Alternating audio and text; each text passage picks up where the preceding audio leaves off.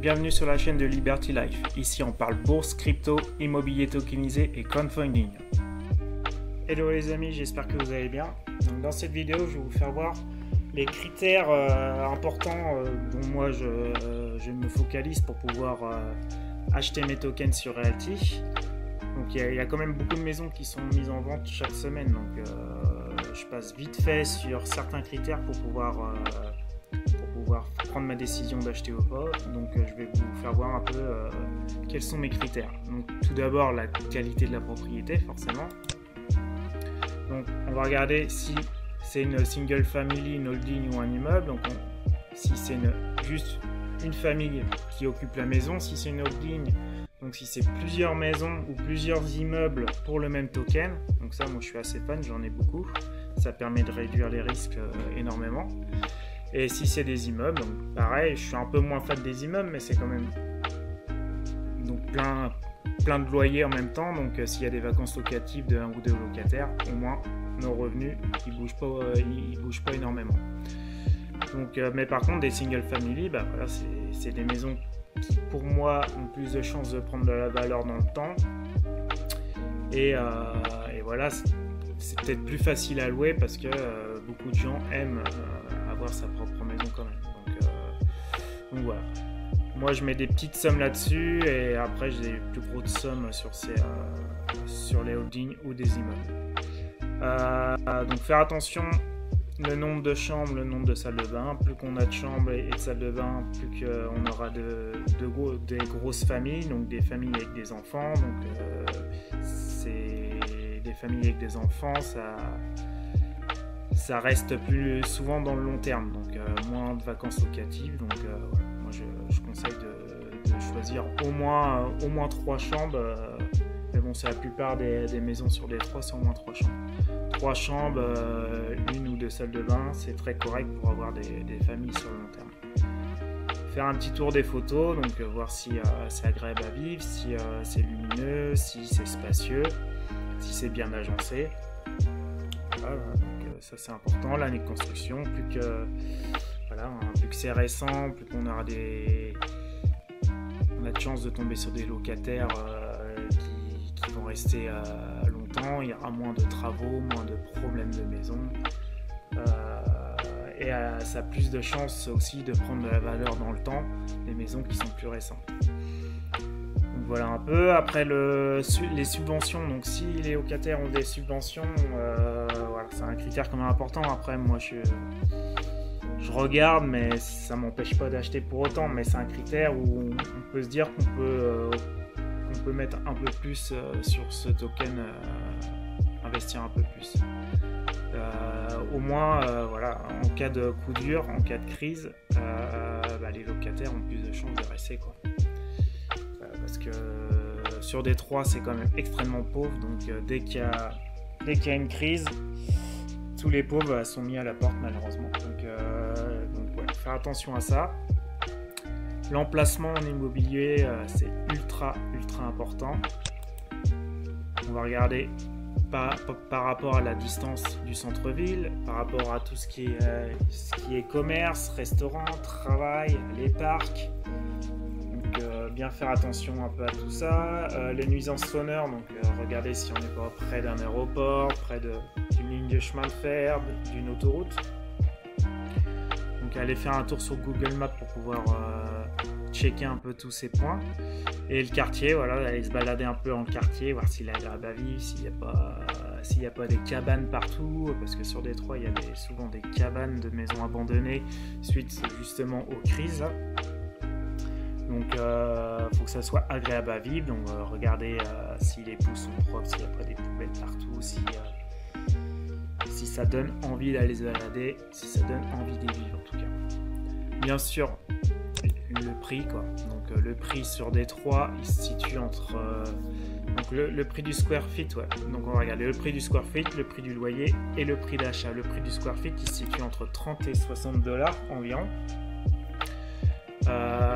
C'est la fourchette voilà, des classes C, généralement des maisons un peu anciennes comme ça. Après on peut passer au-dessus de 60 $, mais ça va être dans des quartiers beaucoup plus riches. Donc là, quand on dépasse les 60, faut se demander pourquoi en fait. Faut aller regarder. Parce que la plupart se trouvent entre 30 et 60. Quand on sait qu'on tombe dans cette fourchette-là, c'est qu'on est plutôt correct. Donc il y a deux sites pour aller voir un peu et comparer. Donc Zillow, sur lequel je vais, et Realtor.com. Le prix du loyer, pareil, on va aller comparer et jeter un œil sur Zillow et Realtor.com, et le prix d'achat, pareil, sur Zillow et Realtor. Un autre critère à ajouter quand même, on va aller jeter un œil sur le site Neighborhood Scout, donc pour avoir les chiffres, mais on sait si on est dans un quartier plus ou moins risqué. Donc Détroit, c'est quand même extrêmement pauvre, donc voilà, c'est un critère à prendre en compte si on veut des locataires qui restent sur long terme, et si on veut que notre token, notre maison prenne de la valeur dans le temps. Bon, on va aller jeter un petit coup d'œil sur les photos.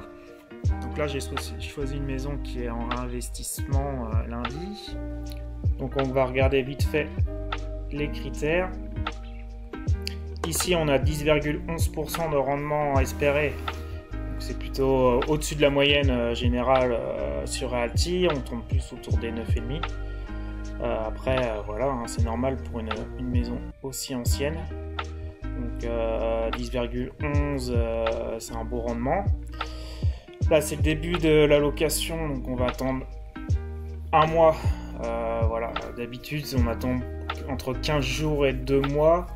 Voilà, c'est pas vraiment un critère que je regarde, parce que pour moi, on achète un token, on devient propriétaire, c'est pas pour quelques semaines ou quelques mois. Donc pour 10, 15, 20 ans, voilà, ce petit délai d'attente, pour moi, il est négligeable, quoi.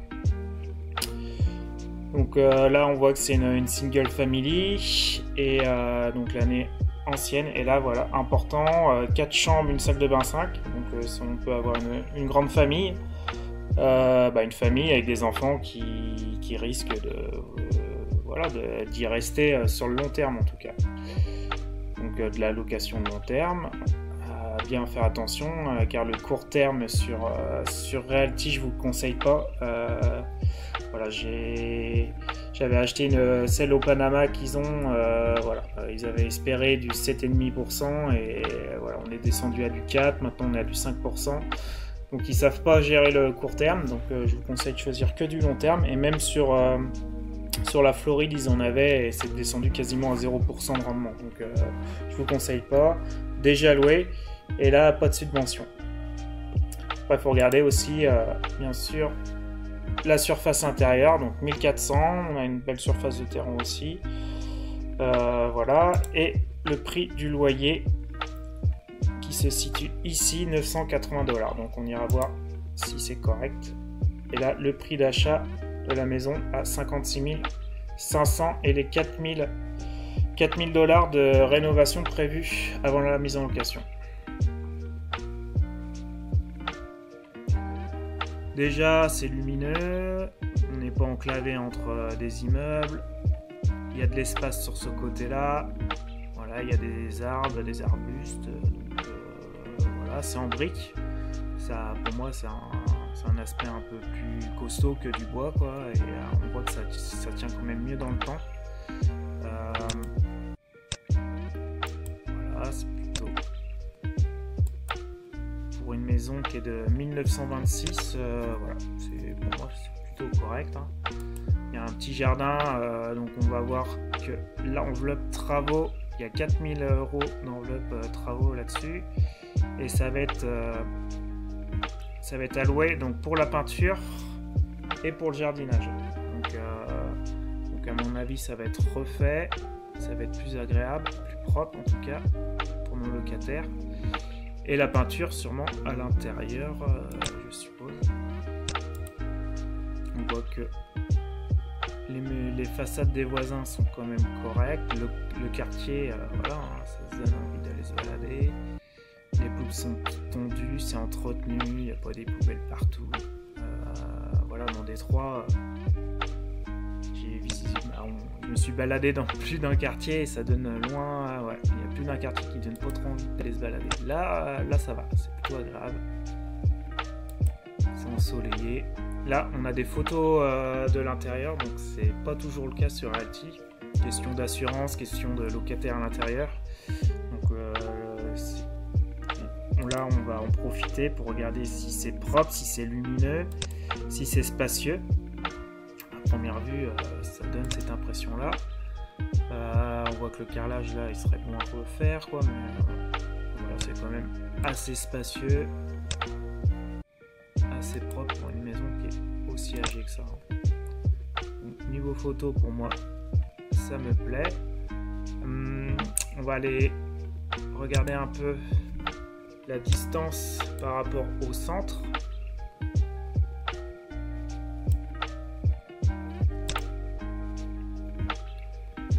Donc nous on est basé un peu plus sur le nord-est de Détroit. Donc par rapport au centre-ville, on n'a pas l'air si loin que ça, c'est quand même extrêmement grand Détroit. Mais voilà, là on voit que il y a à peu près 2 km, on doit être entre 6 et 8 km quand même, donc c'est pas si proche que ça. Ça met 500 mètres, mais normalement c'est 2 km tout à l'heure. Là on voit qu'il y a quand même une grosse autoroute, mais on n'est pas si près que ça. On va aller jeter un œil.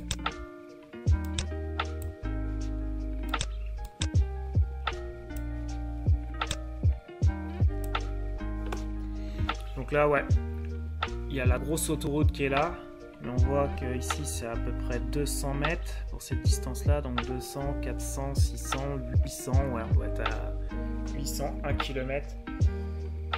Donc c'est pas elle qui va nous embêter, je pense pas qu'on aura beaucoup de nuisances sonores par rapport à elle. Il y a quand même plus d'un pâté de maison, voilà, avant d'y arriver. C'est plus cette route-là qui m'inquiète un peu.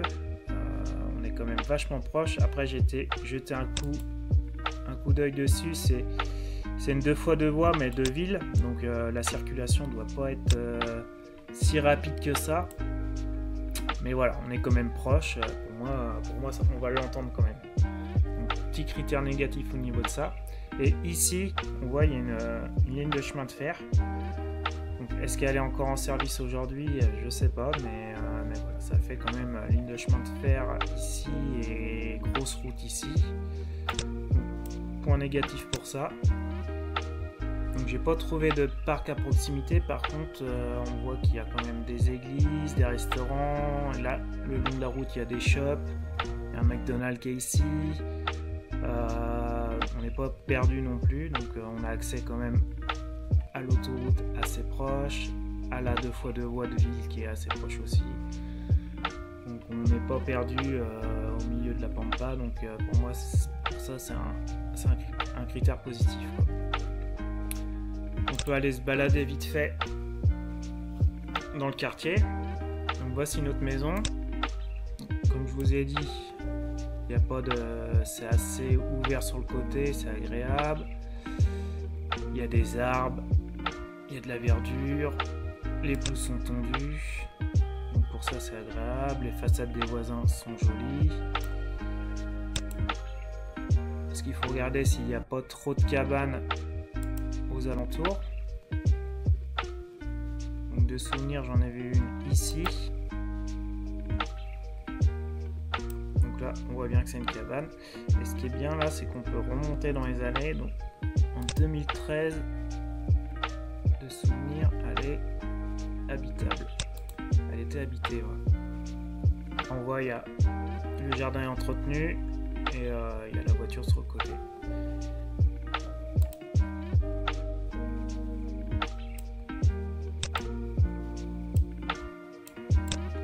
Donc quand même le quartier est agréable, on voit ça, hein, ça donne envie d'y habiter, hein, tout simplement. Donc, un bon critère positif pour ça. Maintenant, ce qu'on va aller voir, c'est le prix du square feet. À combien il est estimé sur cette maison. Donc, nous, dans l'onglet finance, on voit que Realty l'a acheté 56 500. et les frais de rénovation à 4000. Donc on va faire 56 000 plus 4000, 60 500 divisé par 1471 square feet. Donc les square feet, on vient les voir là. Ici dans l'onglet détail, on a la surface intérieure. Donc on fait 56 500 plus 4000, 60 500 divisé par 1471 et on tombe à 41 $ du square feet. Donc, comme je vous ai dit, c'était entre 30 et 60 $. Donc là, on est plutôt dans une fourchette basse, ce qui est à première vue quelque chose de positif. On va aller jeter un œil donc sur les sites internet que je vous ai dit. Donc Zillow. Par contre, Zillow, la plupart du temps, on a des estimations, mais pour celle-ci, on n'a pas d'estimation. Là, on voit, ça n'a pas été estimé. La seule chose qu'on peut voir, c'est le prix du loyer, de combien il était avant. Donc, on voit qu'il a été jusqu'à 1200 $ et même 1500 $. Donc, nous, le prix du loyer, il est à 980, je me souviens, voilà, 980 $. Donc au niveau de ça, on serait bon. Au niveau du square feet, pour l'instant, on ne sait pas. Donc sur Zillow, ce qu'on peut voir aussi, c'est les maisons qui sont mises en location dans le même quartier, à combien s'estimait le loyer. Donc là, on a 4 chambres, 2 salles de bain 5, on a 1002. Une salle de bain pour la même surface, 1003. Une salle de bain 5 pareil mais légèrement plus grand, 1475. Une salle de bain 1300. Voilà, on est quand même on voit qu'on pourra avoir un gap dans les prochaines années pour pouvoir augmenter notre loyer et du coup avoir un rendement supérieur à nos 10,11 estimés aujourd'hui. Ça c'est un point positif. Et on peut regarder aussi les maisons qui sont mises en vente, à combien elles sont estimées. Donc c'est un peu plus compliqué, hein. J'avais été jeter un œil parce que là par exemple c'est une cabane, je pense pas que c'est une maison habitable, donc c'est totalement ouvert là à 10 000 $. Là il y a 400 mètres de plus, 75 000. Celle-ci quasiment équivalente, elle est moins chère. Celle-ci, elle est moins chère aussi, mais elle est plus petite. 60 000, elle est plus grande. Elle est beaucoup plus grande. Là, 60 000. Donc voilà. Pour moi, on est niveau prix comme ça. Regardez sur Zillow, on est plutôt juste. Hein. C'est limite quoi. Là 56 000, 1400 quasiment pareil.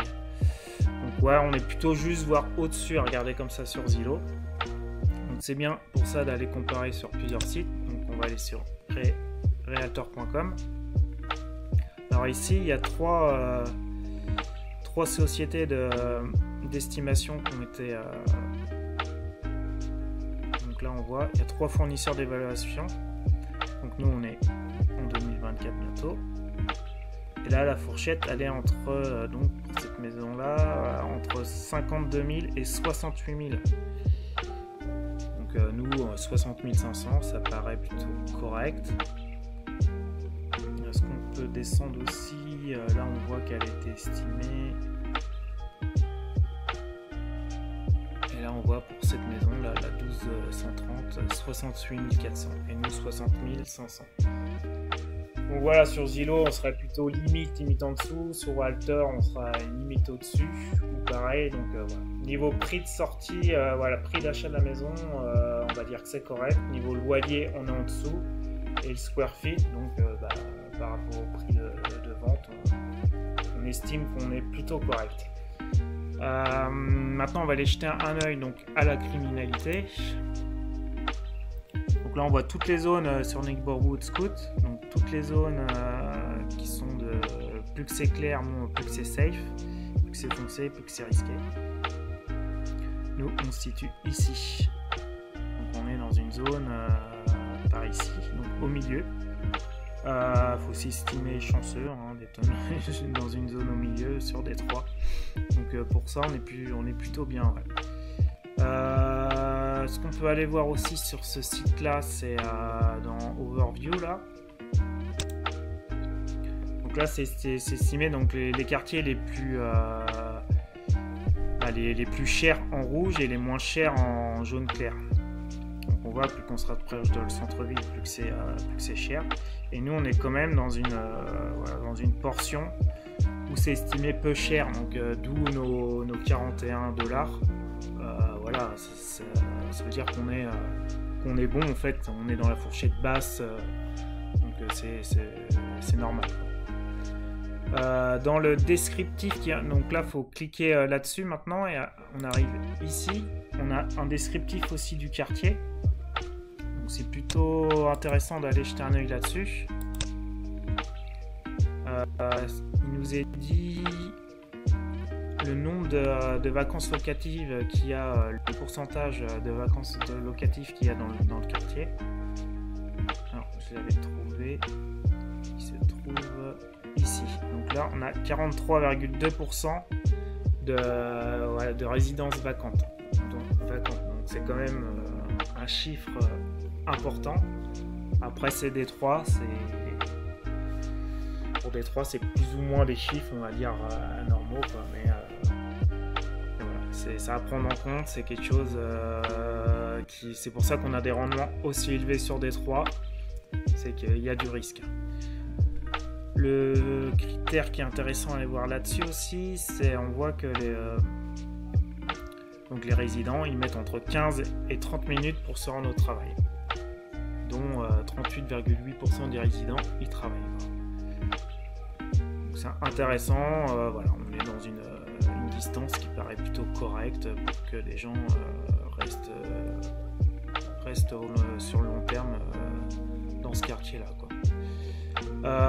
Voilà un peu le tour que je fais rapidement pour pouvoir donc acheter un token sur Realty.